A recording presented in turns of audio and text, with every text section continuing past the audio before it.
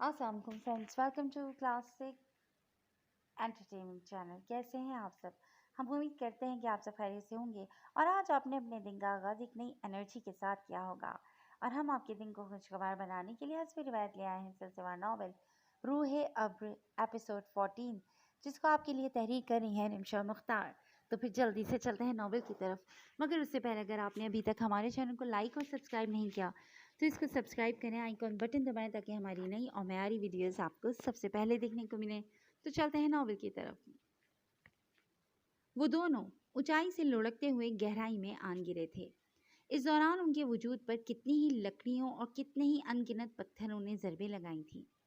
एक लम्हे के लिए जहन मफलूज हुआ था। महसूसात बर्फ हुई थीं। बसारत को स्याही की दबीज तह पल भर को निगल गई थी और फिर जैसे ही उनके मुतहरक जिस्म हमवार ज़मीन पर आकर साकत हुए, उनके खोए हुए हवास शऊर की मंजिलें टापने लगे।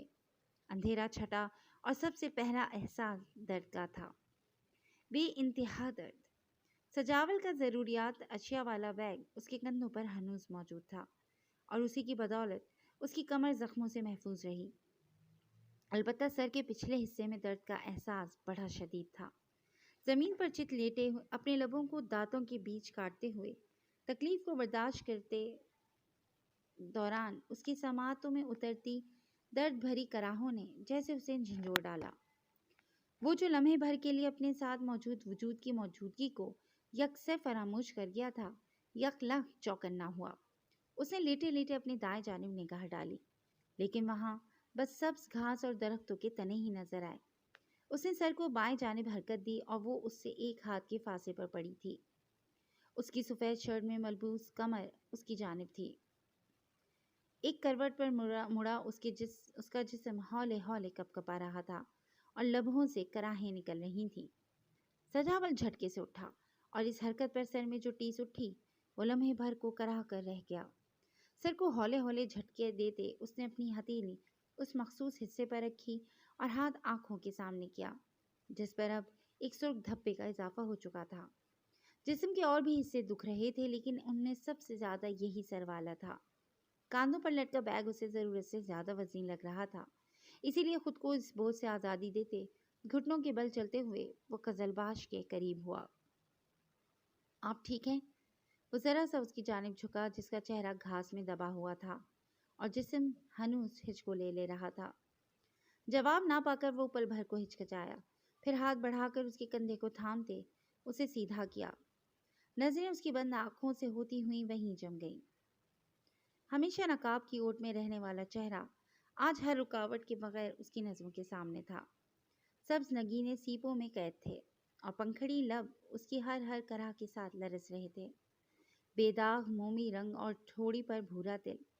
आज इन हालात की बजाय अगर वो किसी और वक्त में उसको देखता तो शायद अपने दिल को बेकाबू होने से ना रोक पाता। एक लम्हे के लिए, बस एक लम्हे के लिए सजावल ने उसके चेहरे पर एक अमीर निगाह डाली थी और फिर अगले ही लम्हे जैसे हालात का इदराक हुआ था। उसे एक जाशी निगाह कजलबाज के वजूद पर दौड़ाई और उसकी नज़र लकड़ी के एक टुकड़े पर ठहर गई जो उसकी पसलियों से ज़रा नीचे उसके जिस्म में खुबा था और उसकी सफ़ेद शर्ट सुर्ख हो रही थी। अब हकीकतन उसकी परेशानी दुगनी चुगनी हो गई थी। हे, आंखें खोलें, मेरी बात सुने। वो फिर से उस पर झुकते हुए उसे मुतवज्जा करने की खातिर उसका चेहरा थपथपाने लगा। कजलबाश ने अपनी आंखों के बंद किवाड़ खोले, जिनमें तैरती नमी और सुर्खी उसकी तकलीफ में होने की खमास थी। मुझे हाथ मत लगाओ। इतनी अजियत में भी उसके लबों से निकलते अल्फाज पर सजावल का पारा हाई हुआ। यहाँ जिंदगी और मौत का सवाल था, लेकिन वो अभी भी गैर मर्द के छूने पर करला रही थी। देखिए मोहतरमा, मुझे कोई शौक नहीं आपको छूने का, लेकिन मैं आपको मरने के लिए भी नहीं छोड़ सकता। मैं नहीं जानता किसी को हमारी गुमशुदगी का इल्म हुआ है या नहीं, या यहाँ बीच वीराने में कोई हमारी मदद को आएगा या नहीं, लेकिन आपके जिस्म में एक लकड़ी खुबी है और वहाँ से काफ़ी खून रस रहा है। अगर आप जीना चाहती हैं तो प्लीज़ मुझे इसे निकालने दें। सजावल की तवील तकरीर पर कजलबाश ने बेसाख्ता अपने होठ काटे। उसे मामले की गंभीरता का बखूबी अंदाज़ा हुआ था।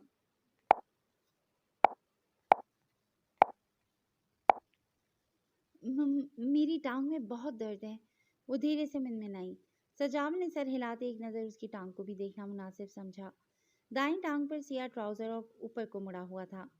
सजावल ने उसको पाँव से थामते सीधा किया तो उसके लबों से बेसाख्ता पिसला शिट। उसकी पंडली पर टखने से जरा ऊपर दो सुर्ख निशान थे, जिनके अतराफ की चमड़ी एक नन्हे दायरे में नीली पड़ रही थी। आपको सांप ने डसा है। उसके लबों से आज़ाद हुआ और वहीं कजलबाज का लरसता वजूद पल भर को साकत हुआ, जबकि सजावल के पास उसके तासुरात देखने का वक्त नहीं था। सांप को डसे ज्यादा देर नहीं हुई थी। मुमकिन था कि जहर अभी जिस्म में फैला ना हो।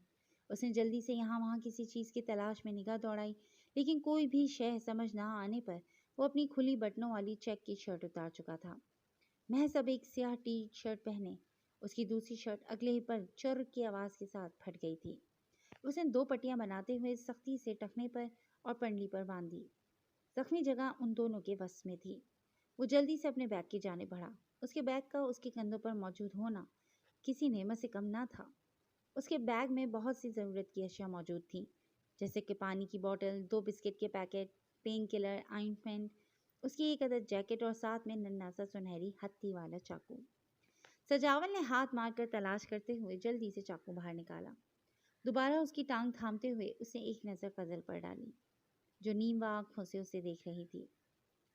थोड़ा दर्द होगा तो बर्दाश्त करना है, वो उसे ताकीद कर रहा था। अलबत्ता उसके अपने हाथ कँपा रहे थे।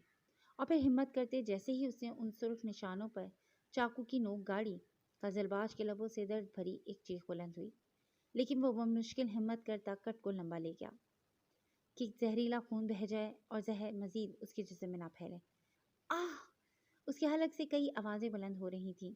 वो तकलीफ के मारे सर यहाँ वहाँ मार रही थी। ये सब देखना, सुनना, बर्दाश्त करना सजावल के लिए भी बहुत कठिन हो रहा था। अब मैं नकली लकड़ी निकाल रहा हूँ, प्लीज़ बर्दाश्त करने की कोशिश कीजिएगा। सजावल ने उसकी टांग ज़मीन पर टिकाते उसकी कमर की तरफ आते हुए बावर करवाया। उसकी अपनी आंखों के आगे बार बार अंधेरा छा रहा था, जिसे वो सर को झटक कर हटाने की कोशिश कर रहा था। उसने एक नज़र कजलबाज के चेहरे पर डाली, जो दर्द से करला रही थी, और अगले ही झटके में वो लकड़ी निकाल चुका था। दर्द की एक तेज़ लहर उसके वजूद में सरायत करती उसे अधमुआ कर गई। उसने अपने लब सख्ती से दांतों तले कुचल दिए, यहाँ तक कि खून का जायका उसके मुंह में घुलने लगा। सजावल उसे कुछ कह रहा था, लेकिन महज हल्की मनमनाहट नुमा आवाज़ के सिवा उसका दिमाग कुछ भी प्रोसेस नहीं कर पा रहा था। मुझे इस जख्म पर कुछ बांधना होगा कि खून मजीद ना बहे। कजलबाज की जानिब से कोई रद्द अमल ना पाकर वो उसके सर की जानिब आया। एक हाथ उसकी गर्दन के नीचे से और दूसरे से उसका बाजू थाम कर वो उसे उठाकर अपने सहारे बिठा चुका था, यूं कि कजलबाज की पुश्त उसके सीने और उसका सर सजावल के कंधे पर था। अपनी फटी हुई शर्ट को लेकर उसने उसकी कमर के गिर्द कसकर बांध दिया। फिर बैग में से अपनी जैकेट निकालते हुए उसके वजूद पर फैला दी और खुद अपनी जेब से अपना फ़ोन बरामद किया। फ़ोन के दाएं कोने पर ऊपर सुर्ख रंग में लिखी बैटरी की परसेंटेज उसे बेसाख्ता एक सर्द सांस खींचने पर मजबूर कर गई।